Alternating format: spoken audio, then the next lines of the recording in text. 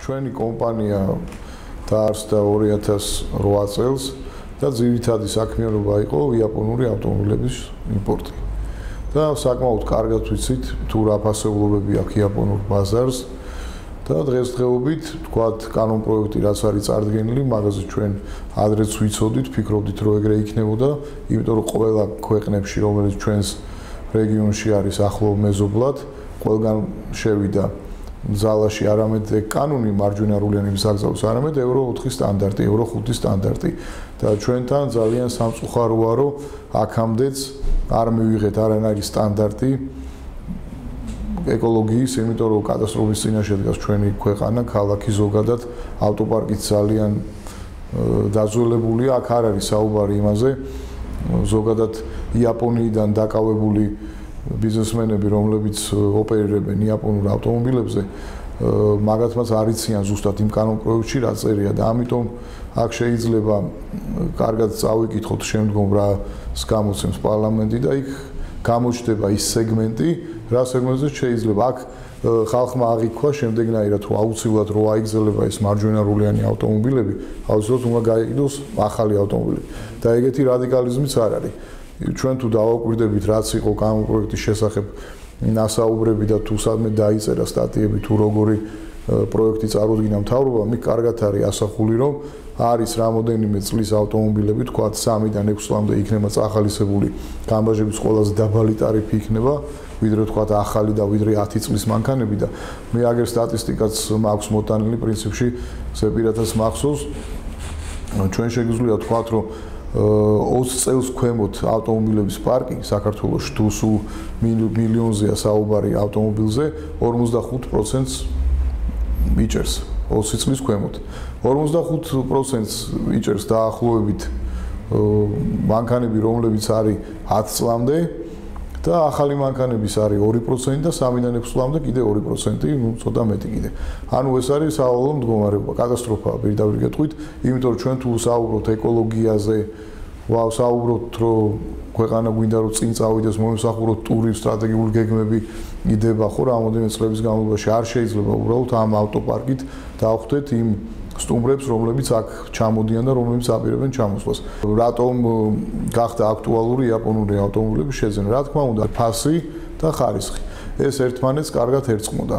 რადგანაც იაპონური მანქანა დაბალფასიანია, ხარისხით კარგი იყო, იმიტომ რომ გარბენების დაბალი ჰქონდათ და იაპონელებმა საკმაოდ იციან ავტომობილის მოვლა. ეს ორი პირობა იყო თანდემი დიდი ავტობაზრის, რასაც ქვია ავტოიმპორტი იაპონიიდან და საკმაოდ კარგად მიდიოდა, როდესაც თქვათ ეს ავტომობილები გადიოდა ექსპორტზე აზერბაიჯანში, სასუნხეთში და კიდე სხვა ახლო ქვეყნებში. თუმცა ეს ბაზრები დაიკეტა. აზერბაიჯანმა მიიღო ევრო 4, ევრო 5-ზე გადადიან უკვე ახლო მომავალში, იგივე სასუნხეთიც ევრაზიულ კავშირში შედის და გადადის ევრო 4-ზე. ამიტომ ჩვენ დავჭით თამაშგარე მდგომარეობაში. საქართველოსათვის კიდე ამდენი მარჯვენარულიანი ავტომობილი, რომელიც უკვე პარკში ითვლება 300,000-მდე და უფრო მეტი და რო გაგრძელდეს ეს ტენდენცია, ზოგადად ძალიან ბევრი იქნება და შეიძლება მართლა მოგვიწიოს გადასვლა მარჯვენა საჭიანის მოძრაობაზე, ხო? რა უნდა ქნან იმ ხალხმა, რომლებიც დაკავებულები იყვნენ ავტომობილების იმპორტით იაპონიიდან, ხო? სახელმწიფო მიცემს ხალხს იმის საშუალებას, რომ გარდა ახლებისა იყოს რაღაც წლები მონიშნულია იქ დაახლოებით არის 3-დან 6 წლამდე და მერე 6-დან 10 წლამდე ტარიფები. ხო, ყველაზე საინტერესო არის 3-დან 6 წლამდე ავტომობილების შემოყვანა, იმიტომ რომ გამბაჟების ტარიფი გამოდის ძალიან დაბალი. იქ არ არის აუცილებელი, რომ იაპონიიდან ვინც კერძოდ იწერდა, თქვათ, ვისაც პატარა ბიზნესი აქვს, ვინც ოჯახს ინახავს, რომ შემოიყვანო თქვა 20-10 ავტომობილი იაპონიიდან და რაღაც მარჟაზე იმუშაო, გადაერთვება ზუსტად იმ მოდელზე, რასაც კარნახობს სახელმწიფო 3-დან 6 წლამდე, შემოიყვანოს თქვა 5 მანქანას, 3 მანქანას, მაგრამ მარჟა პროპორციულად დარჩება მეტი. იმიტომ რომ ის თანხაში უფრო მეტ ფასეულობას წარმოადგენს და მარჟაც შეშაბამისად მეტია. მეორეც არის კიდე რომ ჩვენი მეზობლები გადაერთვენ ახალ სტანდარტებს და ჩვენ დავჭით ისევ იქ, ანუ გასაღების ბაზარი არ იქნება. იქ უფრო მეტი შანსი იქნება, რომ სტანდარტი თუ ჩვენთანაც აზერბაიჯანში, სასუნხეთში, თუნდაც უკრაინაში, თუნდაც რუსეთში იქნება ერთი და იგივე, არის შანსი, რომ მე უკვე ფასის თემა იქნება, რომ შეიძლება სხვა ბაზარმაც ისევ მოიყაროს თავი საქართველოში და აქედან შეიძინონ ავტომობილები. ეხლა ყოველ შემთხვევაში მაგის საშუალება აღარ არის. იმიტომ რომ ჩვენი სტანდარტი საერთოდ ქვემოთ არის მეზობელ ქვეყნებთან შედარებით.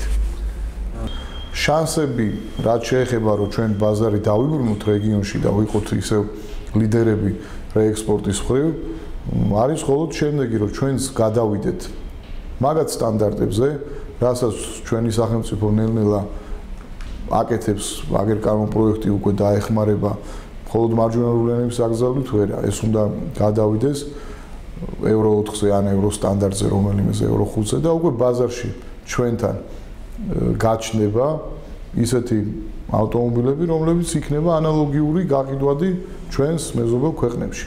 ამიტომ ჩვენ თუ არ დავიწყეთ და არ გადავერთეთ ამ ევრო 4 სტანდარტზე, მე ძალიან ბევრჯერ აღვნიშნე ჩემს ინტერვიუში, ვერ მივალთ ბაზრის დაბრუნებამდე, იმიტომ ჩვენ საკმაოდ სტრატეგიულად კარგი ქვეყანა ვართ, ადგილმდებარეობითაც ხელა პორტი გვაქვს და პოტენციური ბაზრები ისე უნდა აღვადგინოთ, როგორც არის აზერბაიჯანი, სასუნხეთ. ძირითადი პრობლემა იყო თუ მანქანების გაყიდვა შეეხება და სხვა თემებიც, რა თქმა უნდა, აქ იყო ყველაზე ცუდი, რომ ავტომობილების ტექ დათვალიერება გადაიდო.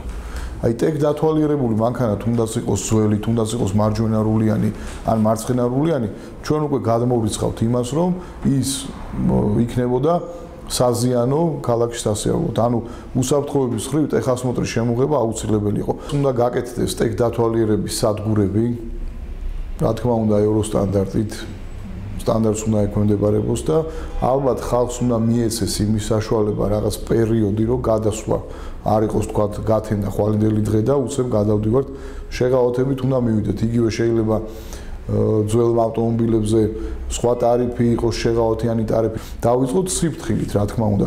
იგივე კორუფციის წყარო, თქვა ტექ დათვალიერება. არა, ეს უნდა გაკონტროლდეს სახელმწიფოს მიერ. თავიდან შეიძლება იყოს სახელმწიფო შეპესეც, რომ კონტროლის ხარისხი იყოს მაღალ დონეზე აყვანილი. მერე კი ბატონო მოსინჯონ კერძო ბიზნესმა